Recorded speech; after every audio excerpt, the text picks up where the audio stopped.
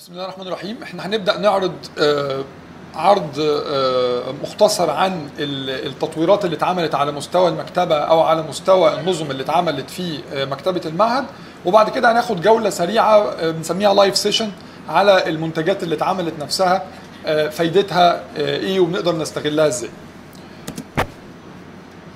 في البداية احنا مؤسسة الرؤية المصرية الأولى هي مؤسسة مصرية موجودة في مصر من سنة 2014، بنشتغل في تطوير المكتبات ونظم إدارة المكتبات والمستودعات الرقمية.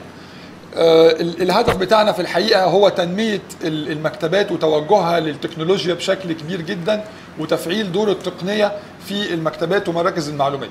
وفي الحقيقة كنا بنستخدم في ده دايما النظم مفتوحة المصدر، يعني النظم اللي موجودة اوبن اكسس على الانترنت، وبنبدأ نطوعها على احتياجات المكتبات عشان نقدر ننزل بالميزانية اللي بنطبق فيها المشروعات دي في المكتبات وفي مراكز المعلومات. الحمد لله خلال ال5 سنين اللي فاتوا قدرنا نجمع مجموعة كبيرة من الكوادر البشرية اللي بتحقق لنا النجاح في مشاريع كبيرة زي مشروع معهد التخطيط. احنا النهاردة تخطينا ال10 موظفين موجودين في المؤسسة، عندنا خبرة تفوق ال15 سنة في نظم إدارة المكتبات ونظم المعلومات. بنراعي دايما الدقة والأسلوب العلمي في تنفيذ المشروعات بتاعتنا عشان خاطر تطلع بالشكل المناسب. الخدمات اللي شغالين فيها خدمات تطوير النظم، خدمات تأمين المكتبات، خدمات الفهرسة والخدمات التصنيف، الخدمات التقليدية، كل الخدمات التي تخص المكتبات ونظم إدارة المعلومات. من العملاء بتوعنا في خارج مصر عندنا جامعة نايف العلوم الأمنية، كلية المعرفة في الرياض، مكتبة العبيكان الرقمية، دار نشر جامعة الملك سعود. في مصر ولله الحمد لينا برضو كتير جدا من العملاء، منهم الحكوميين ومنهم الخاصين زي أكاديمية الشرطة، مكتبة القاهرة الكبرى، مكتبات مصر الجديدة العامة، ومدارس خاصة وغيرهم من العملاء. هنبدأ نتكلم عن المشروع. في الحقيقة احنا المشروع بتاعنا بينقسم ل3 أجزاء رئيسية. الجزء الأولاني يخص البنية التحتية، الانفراستراكشر. الجزء الثاني يخص تطوير البرمجيات.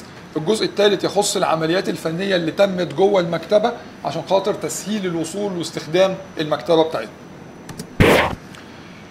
لو هنتكلم على البنية التحتية فالمشروع بتاعنا كان متضمن ان احنا نقدر نحط ان احنا جبنا للمكتبة خوادم لتركيب النظم بتاعتها، وكان في برينترز وكان في سكانرز للعمليات بتاعة المسح الضوئي لأوعية المعلومات نفسها، وباركود سكانرز عمليات الإعارة وعمليات الجرد اللي بتتم جوه المكتبة، وغيرها من الأجهزة اللي كانت بتساهم في إعداد المشروع. الجزء الثاني اللي عندنا وهو تطوير البرمجيات، وفي الحقيقة الجزء ده نقدر نعتبره هو الكور بتاع البروجكت، هو الأساس بتاع المشروع بتاعنا. احنا في عندنا 5 نظم أساسية تم تنفيذها في المعهد القومي للتخطيط.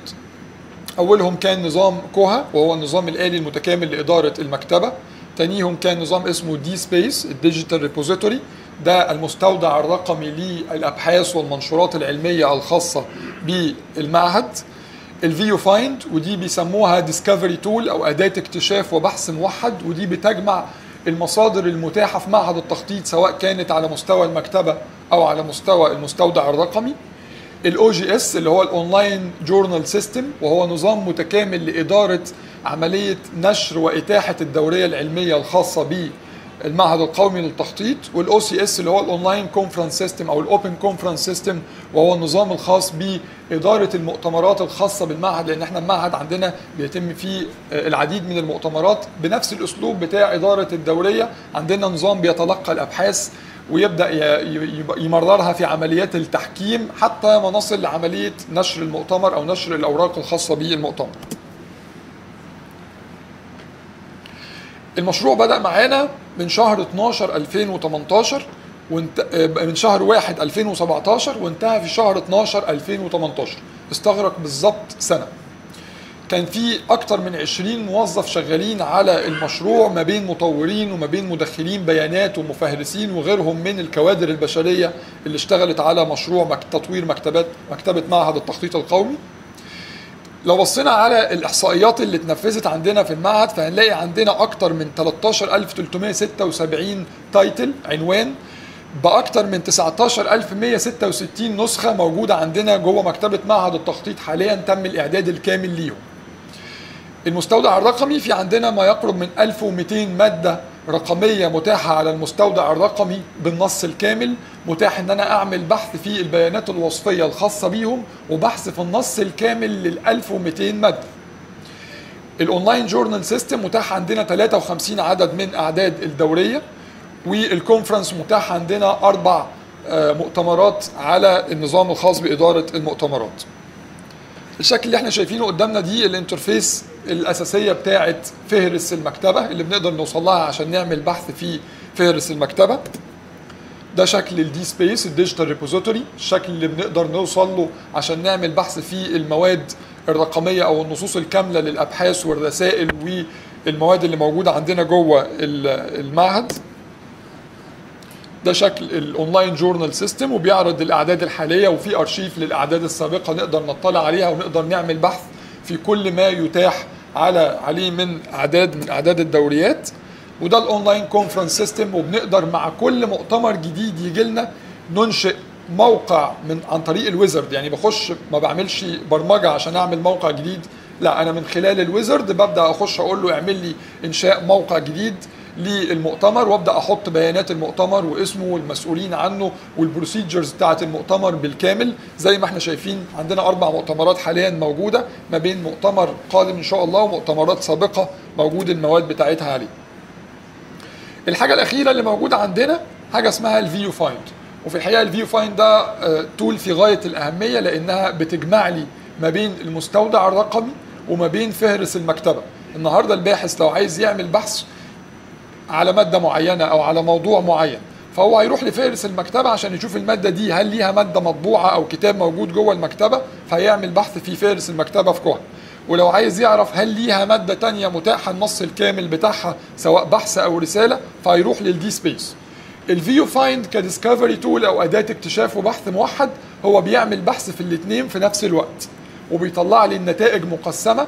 هذه النتيجه موجوده في النظام اداره المكتبه كفيزيكال ايتم موجوده جوه المكتبه، وهذه الماده موجوده كماده متاح ليها النص الكامل جوه المستودع الرقمي. في الحقيقه المجهود الكبير برضو اللي اتعمل في المكتبه كان مجهود العمليات الفنيه، عشان اقدر اشوف البيانات الوصفيه للكتب واقدر بمنتهى السهوله ان انا اعمل بحث مثلا على الكتب التي تخص التخطيط في الوطن العربي، فيبدأ يطلع لي السكشن بتاع التخطيط ويوديني على القطاع ده موجود جوه المكتبة اللي موجود في الموقع الفلاني جوه المكتبة تحت رقم التصنيف الفلاني ويخليني أوصل له بسهولة. ده كان وراه إعداد فني كبير جدا ومجهود على المستوى الفيزيكال كبير جدا عشان خاطر نوصل له. محمد بس عشان الناس ما تنساش، الكتب كانت جايه من مكرم عبيد في شوله. صحيح. افتكروا بس الكتب مكتبه فوق. صحيح. كانت جايه في شوله، ما كانش في كتاب بتسجل حتى الداتا بيز اللي كانت موجوده قبل كده اتحرقت. السيرفر اتحرق. السيرفر اتحرق. صحيح. فالناس ابتدت من نقطه الصفر بمعنى الكلمه. يعني كان كل كتاب اتعاد رسمه من اول وجديد ودخل وبنى سيستم من اول وجديد. يعني كانك بتنشئ مكتبه من نقطه الصفر. صحيح. يعني فبصوا المنظر قدامكم كان الكتب بتطلع 19000 ايتم فرزهم ودخلهم على السيستم. ده غير اللي تم استبعاده. يعني في حاجات تم استبعادها كمان، يعني كان في حاجات قديمه جدا تم طبعا تشكيل لجنه علميه مع الدكتور خالد لاستبعاد الحاجات اللي مش هيكون ليها قيمه علميه او هتفيد الباحثين، لان دي هتشغل لنا حيز على الفاضي. بالظبط. اول مرحله بدانا فيها في عمليه اعداد المكتبه كانت مرحله الفرز، وفي الحقيقه دي كانت من المراحل المرهقه جدا، لان احنا كنا محتاجين ان احنا نفرز كل الاوعيه زي ما دكتور خالد بيقول، كانت بشكل مش مرتب. الشكل اللي احنا شايفينه ده جايز يكون شكل مرتب شويه عن الشكل اللي تسلمنا بيه الاوعيه. فكانت مرحله الفرز عشان خاطر كمان نشوف ايه الحاجات القديمه اللي هنستبعدها وايه الحاجات اللي هتكمل معانا. زي ما احنا شايفين ده شكل الكتب اثناء مرحله الفرز. هنا كان الدنيا بدات تتضح شويه. المرحله اللي بعديها كانت مرحله المسح الضوئي لاغلفه الكتب. دايما لما بنيجي نعمل فهرس للمكتبه على الانترنت بنفضل ان احنا لما نعمل بحث على العنوان يطلع لي معاه شكل الغلاف، فتم عمل مسح ضوئي لاغلب الاغلفه اللي موجوده عندنا للكتب، عشان لما اجي اعمل بحث في فهرس المكتبه يطلع لي البيانات الوصفيه وجنبها شكل الفهرس زي ما احنا شايفين دلوقتي. انا بيطلع لي البيانات الوصفيه والغلاف بتاع الكتاب جنب البيانات الوصفيه. بعد كده جينا للمرحله الاهم وهي مرحله التوصيف والفهرسه. ومرحله التوصيف والفهرسه دي عندنا بتنقسم لثلاث مراحل رئيسيه. مرحله التوصيف اللي هي الفهرسه التقليديه، ان انا باخد البيانات الوصفيه عنوان، مؤلف، ناشر وغيرها من البيانات. في عندنا حاجه اسمها الفهرسه الموضوعيه، بيتم تحديد رؤوس الموضوعات اللي الكتاب ده بيتكلم عنها بشكل دقيق وفقا لتولز علميه وتولز زي قوائم رؤوس الموضوعات، عشان نحط لكل كتاب من 3 ل 5 رؤوس موضوعات في الموضوع الدقيق الخاص بالكتاب ده.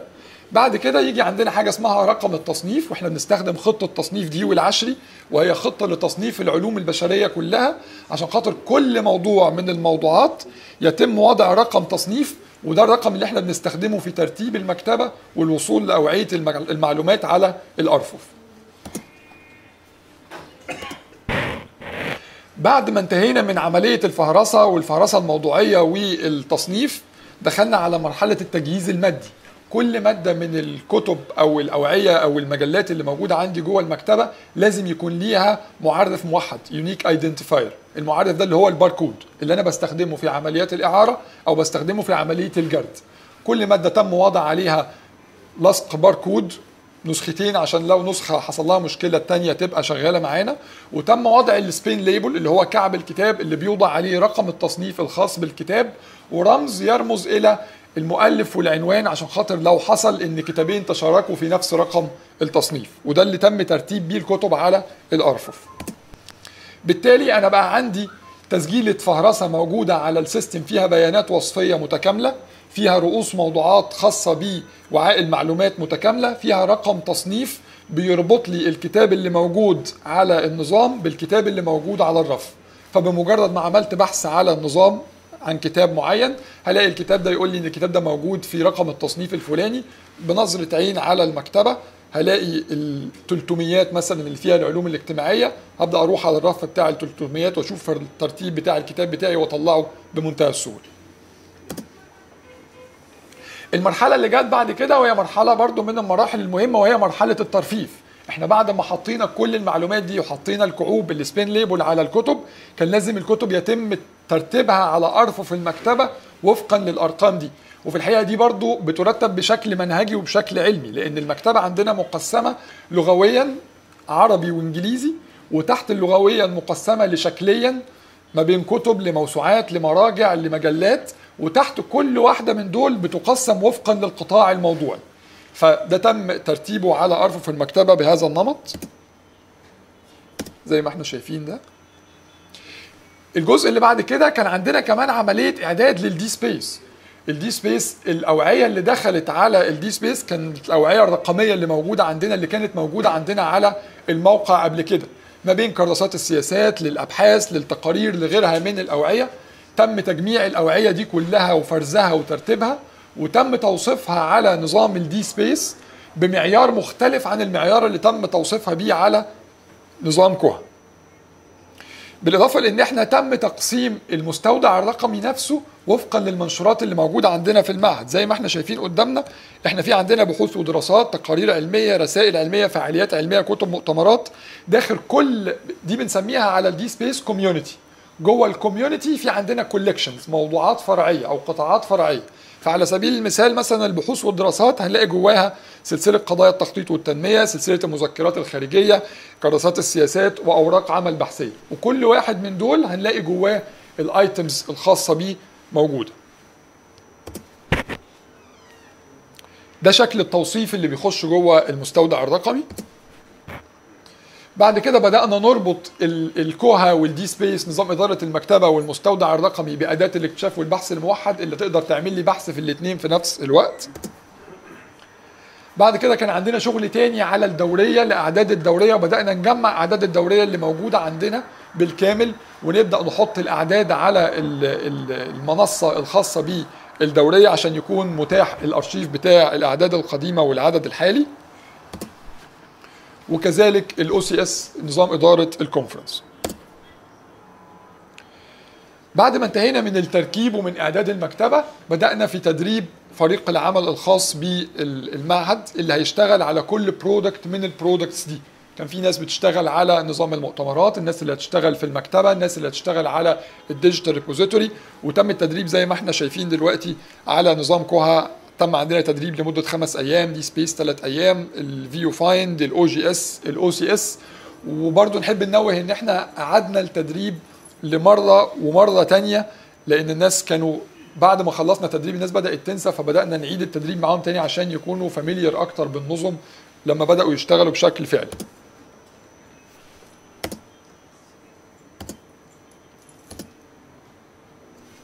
الدعم الفني، احنا شغالين في البروجكت سنه ومنفذين البروجكت النهارده، ان احنا نقدر نقول ان احنا خلصنا عمليات الاعداد الفني وكنا بنفنش البروجكت، يعني بنشوف التفاصيل، الحاجات الخاصه بالواجهات بنخلصها. بقالنا برضو داخلين في سنه تقريبا.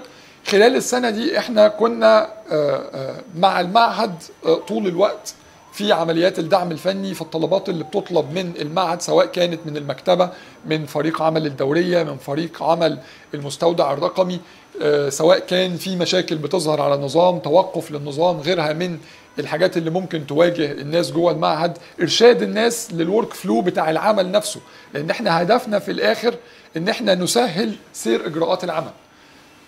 زمان الموضوع كان بيمشي يدوي، كان بيمشي وفقا لنظام ممكن يكون قديم شويه. النهارده الموضوع بقى اسهل بشكل كبير، واحنا بنحاول ان احنا نجايد العميل او الناس اللي بتستخدم النظم انهم يستخدموها وفقا لافضل الطرق في استخدامها. طيب، في سؤال دايما بنتسأله: انا هستفيد ايه كمعهد وهستفيد ايه كباحث من عمليات التطوير اللي حصلت عندي دي؟ في الحقيقه في فوائد مرئيه ليا كباحث او كمعهد انا اقدر اشوفها بعيني، وفي فوائد ممكن اكون انا مش شايفها بعيني بس احنا هنحب نوضحها عشان الناس تبقى عارفه مدى افاده مجموعه النظم دي لمعهد التخطيط ولاي جهه بحثيه او مؤسسه بحثيه على مستوى العالم كله. اول حاجه المساهمه في بناء التواجد الرقمي للمعهد اللي هو الاي بريزنس، لان المنتجات اللي احنا عملناها دي مربوطه بشكل مباشر بالموقع بتاع المعهد بتاعنا، والدومين بتاعها هو سب دومين من الدومين بتاع موقع المعهد، فبالتالي هي بتسوق لموقع المعهد وبتسوق لنفسها على مواقع الانترنت وعلى محركات البحث بشكل كبير. إظهار تواجد المعهد في مواقع تقييم المؤسسات البحثية، دكتور خالد ذكر الجزء ده في الموقع، إن الموقع اتبنى على الأسس اللي الويبوماتريكس الأسباني اللي بيقيم بيها المواقع. احنا كمان عندنا الديجيتال ريبوزيتوري اللي هو الدي سبيس، نقدر نقول ان هو التول رقم 1 في العالم اللي بتسهم في رفع الرانك بتاع الجامعات جوه الويبوماتريكس. عندنا مثال بسيط جدا وهي جامعة نايف للعلوم الأمنية. جامعة نايف للعلوم الأمنية ما كانش ليها أي تواجد رقمي على الإنترنت. بعد ما نفذت مستودع رقمي، بس هم صراحة عملوا حركة جريئة جدا، هم أتاحوا كل الرسائل الجامعية المتاحة عندهم فول تكست على الإنترنت.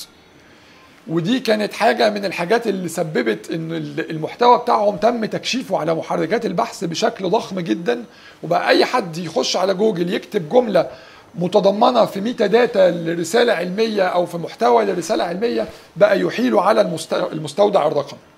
طيب ده بيتقاس ازاي؟ في الحقيقة الويبوماتريكس بتشتغل على 3 محددات اساسية، هي الفيزابيليتي والاكسسبيليتي واليوزابيليتي.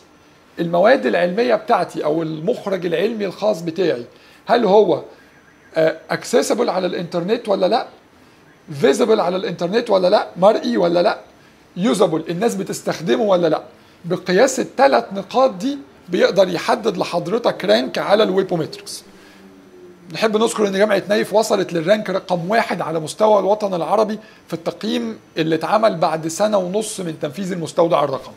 فاحنا نأمل ان شاء الله مع الإضافة المستمرة للمستودع وتنشيط المستودع واستغلاله بأفضل الصور بتاعته ان المعهد القومي للتخطيط يبدأ يخش في الرانك على مستوى الوطن العربي وعلى مستوى العالم في تقييم زي تقييمات الويبوماتريكس، وده بيفرق على المستوى العلمي والأكاديمي كتير جدا في أي مؤسسة بحثية، وخاصة إن كانت بعراقة المعهد القومي للتخطيط.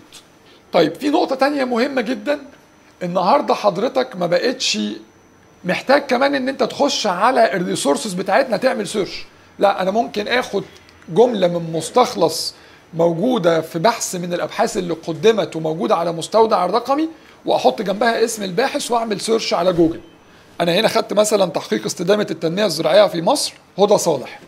اول نتيجه ظهرت عندي كان سلسله قضايا التخطيط والتنميه الريبوزيتوري inp.edu.eg، بقت رانك رقم 1 على جوجل بفضل الوجود بتاعي على مستودع رقمي. الدي سبيس من البرودكتس الكبيره جدا اللي اتعمل فيها انفستمنت ضخم جدا، اتعمل الضخ فيه انفستمنت يبلغ 10 مليون دولار من شركه اتش بي لمعهد MIT عشان تنفذ البرودكت ده. فهو بالفعل معمول فيه شغل كبير جدا علشان خاطر يسهل عليا اتاحه وادخال البحوث، وهو كمان معمول فيه شغل كبير جدا على مستوى تكشيف المحتوى بتاعه مع محركات البحث، وهي دي تعتبر من اهم النقط اللي بتخلي اغلب جامعات العالم النهارده بتستخدم الدي سبيس كمستودع رقمي. ده مثال تاني دور الابتكار في التنميه الصناعيه مع محمد. اول نتيجه طلعت لي في الدي سبيس كان المستودع الرقمي الخاص بينا ويدخلني مباشره على الماده. طيب، في سؤال دايما الناس برضو بتساله، هل كل المواد بتاعتنا هتبقى متاحه؟ انا ما اقدرش اقيد ده. عندي رساله ماجستير، عندي رساله دكتوراه، انا مش عايز اتيح الرساله بالكامل، انا عايز اتيح النسبه القانونيه ال 14 صفحه. الدي سبيس بيتيح لنا الفيرجننج، ان انا يكون عندي على الماده العلميه نفسها اصدارين، اصدار في ال 14 ورقه المتاحين اللي مسموح لاي حد ان هو يشوفهم او يطلع عليهم وبيتم تكشيفهم على محركات البحث، والاصدار الكامله، ودي لما حضرتك هتيجي تخش عليها هتلاقيه طلع لك فورم طالب منك البيانات الشخصيه بتاعت حضرتك بانك تبعت ريكوست للمعهد القومي للتخطيط باتاحه الماده العلميه دي، والريكوست ده يروح للمعهد سواء يقبل اتاحتها او لا يقبل اتاحتها. بالاضافه لحاجه تانية، ان احنا كمان على مستوى المعهد كل يوزر من اليوزرز سواء كانوا هيئه علميه او باحثين او طلاب موجودين في المعهد، اقدر اديله بيرميشن على كوليكشن معينه. يعني عندي كوليكشن مثلا تخص ابحاث الدبلوم، يبقى كل طلبه ابحاث الدبلوم لهم اتاحه الوصول للنص الكامل لابحاث الدبلوم، في حين ان لو جاي حد من بره يخش يحاول يوصل لها مش هيقدر يوصل لها. فاحنا عندنا فول كنترول على المواد العلميه اللي موجوده عندنا، نقدر نتحكم فيها، نفتحها، نقفلها، نحط فيرجن مختصر، نحط مستخلص ليها، كل ده متاح عندنا، مفيش فيه مشكله خالص. اوجه افاده الباحثين من النظم اللي تم تطويرها في المكتبه، طبعا التعامل مع فارس المكتبه، نقدر نعمل بحث نعرف الكتاب موجود جوه المكتبه ولا مش موجود، هل هو معار ولا لا، اقدر احجز الكتاب لو الكتاب معار، اقدر اجدد الحجز بتاعي لو انا عامل بالفعل استعاره الكتاب، كل ده اقدر اعمله اونلاين من خلال الانترنت. اتاحه النصوص الكامله للمنشورات، وطبعا ده هيسهل بشكل كبير جدا على الباحثين اللي كانوا بيضطروا يجوا المكتبه عشان خاطر يوصلوا للنص الكامل بتاع الاوعيه.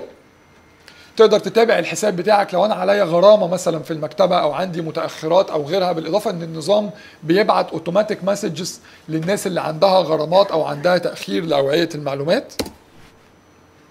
على مستوى الدوريه النهارده بقيت اقدر اعمل سبمشن للارتكل بتاعتي في الجورنال نفسه، وتخش في البروسيس بتاعه التحكيم بتاعتنا اللي بتتم جوه المعهد من خلال البلاتفورم كلها. ومع كل خطوه من خطوات سواء كان ارسال السبمشن، ارسال المقاله او التحكيم او ارسال الماده للمحكمين او للمحررين، النظام اوتوماتيك بيبعت بريد الكتروني ينبه المحكم انه وصل له رساله للتحكيم، ينبه الباحث ان المحكم رد عليه وتم ارسال الماده للمراجعه والتعديل في كل خطوه من دول، لحد ما نوصل لخطوه نشر العدد النهائي بتاعي من الدوريه بالكامل على البلاتفورم. ده الشكل اللي احنا كنا شغالين عليه في المكتبه، وده الشكل اللي وصلنا له النهارده من تنظيم للقاعه الرئيسيه لقاعه الدوريات حتى المخزن، تم ترتيبه وفرزه ووضع باركود وسبين ليبل على المخزن. النهارده بقى كل وعاء عندنا جوه معهد التخطيط هو اندر كنترول، نقدر نعمل جرد في اي وقت، ومش هياخد مننا وقت طويل جدا زي الوقت بتاع الجرد اليدوي. نقدر نتحكم في عمليات الإعارة، نقدر نتحكم في الوصول للأوعية بتاعتنا، نقدر نوصل للأوعية على الرفوف حتى ومن غير الاحتياج لأمين المكتبة أو مسؤول المكتبة. زمان كان لازم أروح لأمين المكتبة أقول له أنا عايز الكتاب الفلاني، فأمين المكتبة يا إما يوجهني يقول لي روح هاته من الحتة الفلانية. لا، النهاردة الموضوع بقى أبسط بشكل كبير جدا. أنا المواد عندي مقسمة زي ما احنا قلنا لشكل التقسيم بتاعي. انا كعضو هيئه تدريس او كدكتور اقدر اعمل بحث على الكتاب، الاقي الرقم بتاع الكتاب واقدر اوصل له بمنتهى السهوله على الرف. انا شاكر لحسن استماعكم. هناخد نبذه سريعه جدا على كل برودكت من البرودكتس، نبص عليهم. استخدام الباركود في الاعاره. نعم نعم طبعا. كل ايتم ليه باركود، فبيمشي كده سكان بس كده وياخده ويمشي، ولما يجي يرجعه نفس الحكايه، ما عادش فيه تسجيل ورقي او اي شيء. بالظبط بالظبط. طيب خلينا نبدا بالشكل بتاع بوابه الاكتشاف والبحث الموحد. اول البوابه الالكترونيه في الموقع. اوكي. البوابه الالكترونيه الرئيسيه.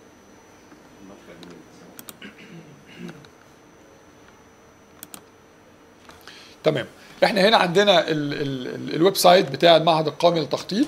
بقى عندنا رابط اسمه المكتبه الالكترونيه. معهد التخطيط القومي. معهد التخطيط القومي. تمام.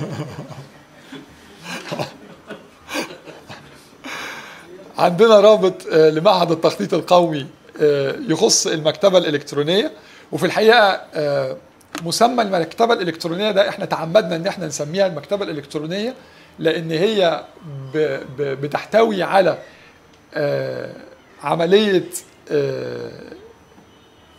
الرقمنة الموجودة للمواد بتاعتنا، وبتحتوي لعملية الأوتوميشن لنظام إدارة المكتبة. فهي مش مكتبة رقمية. لو هنقول مكتبة رقمية فقط فيبقى هي مكتبة بتتيح المواد الرقمية، ولكن المكتبة الإلكترونية بتشمل الاثنين، بتشمل المكتبة الرقمية وبتشمل نظام إدارة المكتبة اللي بيكنترول المواد بتاعتي اللي موجودة عندي. لو دخلنا مباشرة على المكتبة الإلكترونية هيظهر قدامي الخمس منتجات اللي احنا اتكلمنا عليهم، سواء كان الفهرس الآلي لمكتبة المعهد، المستودع الرقمي. مفتوحة دكتور. مستودع الرقمي، الفيو فايند اللي هو الديسكفري تول، مستودع الانتاج الرقمي وفهرس المكتبة، نظام إدارة المجلة العلمية، نظام إدارة المؤتمرات. هناخدهم كده واحدة واحدة. لو دخلنا على اللي هو المستودع الانتاج الرقمي وفهرس المكتبة اللي هي الديسكفري تول اللي هو اسمه بوابة الاكتشاف والبحث الموحد. المنتج ده انا من خلاله النهاردة اقدر اعمل مثلا بحث عن، هقول له هعمل بحث مثلا عن كلمة التخطيط، وهختار انه يعمل لي بحث في العنوان وهقول له بحث. هلاقي النظام مباشرة رايح جايب لي نتائج البحث اللي انا عملت بحث عن العنوان عن كلمة التخطيط. قال لي لقى عنده 742 مادة فيهم في العنوان بتاعهم كلمة التخطيط. المواد دي مقسمة كالتالي. انا في عندي جوه الاي ان بي كاتالوج، جوه فهرس مكتبة معهد التخطيط، في عندي 713 مادة، وجوه الدي سبيس مواد نص كامل في عندي 29 مادة. لو ضغطت على المواد اللي جوه الدي سبيس هيبدأ يقيد لي نتيجة البحث بتاعتي باللي جوه الدي سبيس فقط. بالوصول لمادة من المواد دي مثلا هخش على نماذج التخطيط الاقتصادي، هيبدأ يدخلني على البيانات الوصفية للمادة بتاعتي، وهبدأ ان انا اوصل للنص الكامل من خلال الرابط ده. هيدخلني على المستودع الرقمي وابدأ اعرض المادة بتاعتي من خلال المستودع الرقمي. طيب الاحظ ان انا هنا لما دخلت المادة دي انا مش مسموح لي ان انا اوصل لها. نماذج التخطيط الاقتصادي المادة دي مغلقة مقفولة، لازم يكون ليا اكسس ان انا اوصل لها، يا اما اليوزر بتاعي اللي انا دخلت بيه بيوزر نيم وباسورد مسموح له الوصول للمادة دي، او تكون المادة مفتوحة للعام. خلينا نشوف مادة تانية تكون مثلا مفتوحة. دي احد المواد مثلا الهجرة المختلطة على الواقع الدولي. لو انا ضغطت على الرابط الخاص بالبي دي اف هيبدأ يفتح لي النص الكامل للبحث نفسه او المادة العلمية نفسها. يبقى انا كده عندي الفيو فايند كأداة هي جمعت لي ما بين فهرس المكتبة وجمعت لي ما بين الديجيتال ريبوزيتوري. ده ما ينفيش ان انا اقدر استخدم ده لوحده واقدر استخدم ده لوحده. انا عايز استخدم فهرس المكتبة فقط هقدر استخدمه، استخدم المستودع الرقمي لوحده هقدر استخدمه. لو رحنا على المستودع الرقمي، ده شكل المستودع الرقمي بتاعنا. ودي التقسيمات الرئيسيه بتاعته الكوميونيتيز بتاعتنا. في اي وقت نقدر نقلب الانترفيس من عربي لانجليزي، مفيش مشكله في ده. هلاقي عندي البحوث والدراسات، التقارير العلميه، الرسائل العلميه وغيرها من الكوميونيتيز بتاعتنا. ولما اخش جوه كل واحده منهم هلاقي الكوليكشنز او المجموعات الفرعيه اللي موجوده جواها. اقدر اعمل بحث جوه البيانات الوصفيه لاي ماده من المواد اللي موجوده عندنا على المستودع الرقمي، واقدر اعمل بحث كمان جوه النص الكامل للمواد اللي موجوده عندي. انا عايز النص الكامل اللي موجود جوه الرسائل اللي بيتكلم عن التخطيط في مصر، فيبدا يعمل لي بحث جوه المتن بتاع الرساله نفسها او المتن بتاع البحث نفسه. لو جينا بصينا هنا هنلاقي عندنا دي الانترفيس بتاعت فارس المكتبه اللي هو كوها. وفي الحقيقه احنا عندنا تو انترفيس، في عندنا وجهتين، في واجهه للموظفين، الواجهه دي بتكون هي اللي الموظفين بيعملوا منها كل العمليات الخاصه بيهم، سواء كانت فهرسه واعاره وتقارير وكل ما نتخيله من العمليات. وفي عندنا واجهه خاصه بالباحثين اللي الباحث يقدر يخش من خلالها يعمل بحث عن اي وعاء من اوعيه المعلومات. مثلا عملت بحث عن كلمه الاستراتيجيات، في كل المحتوى بتاعي انا اقدر اعمل بحث لحد الملاحظات اللي موجوده على الكتاب، اقدر اعمل بحث عن الكتب اللي عدد صفحاتها 500 صفحه. احنا ما عندناش اي ليميتيشن في عمليات البحث اللي بتتم للبيانات الوصفيه اللي ادخلت للكتاب. اي مدخل موجود عندي تم توصيف بيه وعاء المعلومات هو قابل للبحث بالنسبه لي. هنا على سبيل المثال طلع لي نتيجه البحث بتاعتي، قال لي لقى عنده 394 نتيجه. ال 394 نتيجه دول بيعرض لي البيانات المختصره الخاصه بيهم، بيعرض لي صوره الغلاف، بيديني امكانيه ان انا اعمل رانك على الكتاب، وده بيخلق نوع من التفاعل ما بين المستخدم والكتاب. اقدر اقول الكتاب ده كان مفيد ليا بتقييم نجمه من 5 نجوم. اقدر كمان لما اخش بالاكونت بتاعي باليوزر نيم والباسورد اعمل تعليق على الكتاب نفسه، بس التعليق ده مش هيظهر على الكتاب للمستفيدين التانيين الا لما امين المكتبه يعمل عليه موافقه، لان ممكن حد يحط تعليق ما يكونش مناسب مثلا. اقدر احدد النتائج بتاعه البحث بتاعتي وفقا لمجموعه من الفلاتر. هنا على سبيل المثال وفقا لنوع الماده اقدر اختار انت عايز الندوات، التقارير، الكتب، وفقا للموقع بتاعها عايز الحاجات اللي موجوده في الديجيتال لايبرري، اللي موجوده في القاعه الرئيسيه، اللي موجوده في المخزن. تقدر تقيد كمان نتائج البحث بتاعتك، تقدر تقيدها وفقا للمواضيع. هلاقي مثلا الحاجات الخاصه بالتخطيط، التكنولوجيا، التنميه الاقتصاديه. بالضغط على اي حاجه من المقيدات دي هيبدا يحصر لي نتائج البحث اللي طلعت لي في هذا الموضوع فقط. هنا في 71 نتيجه من النتائج دي بتتكلم عن التخطيط. عايزين نجرب البحث باسم احد الاساتذه اللي موجوده فيه. قوي قوي. دكتور علاء، دكتور ابراهيم، دكتور علاء. هنختار هنا البحث بالمؤلف.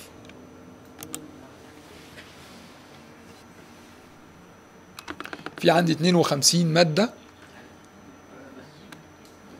اسم المؤلف فيهم كلمة علاء. طيب خلينا نقيدها شوية.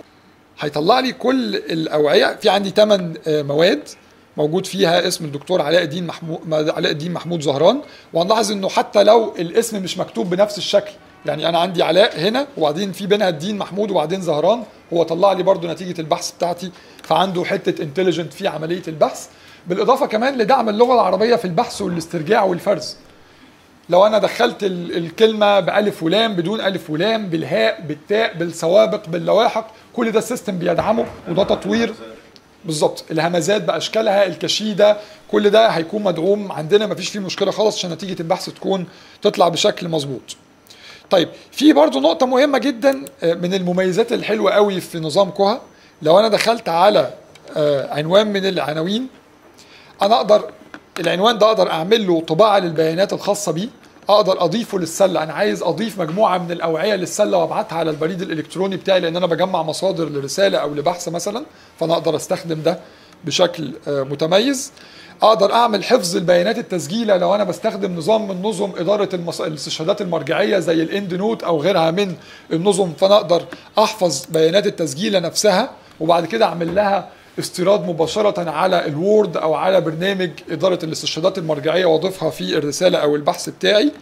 اقدر اعمل المزيد من الابحاث في مصادر تانية، اعمل سيرش في مكتبه الكونجرس، اعمل سيرش في الورلد كات، اعمل سيرش في اي مكان، هلاقي الكتاب بتاعي هنا ظاهر لي ان الكتاب ده او الماده دي في منها 1 2 3 4 5 مواد، كل ماده منهم الموقع بتاعها دي موجوده في المين ريدنج هول، موجوده في القاعه الرئيسيه في المجموعه اللي اسمها كده، ورقم التصنيف بتاعها رقمه كذا، هو ده الرقم اللي انا اقدر اوصل بيه للماده على الكتاب.